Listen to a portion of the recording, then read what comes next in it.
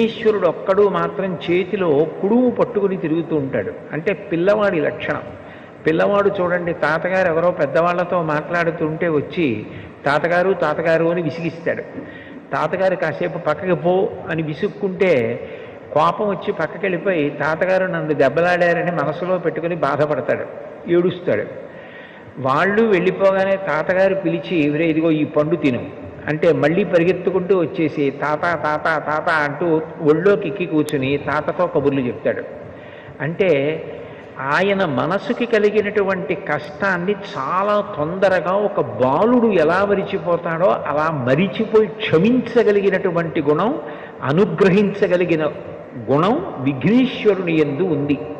అందుకని ఆయన బాలరూపంతో ఎప్పుడు చేతిలో కుడుము పట్టుకుని తిరుగుతుంటాడు. అది కారణం బాలగణపతి అని.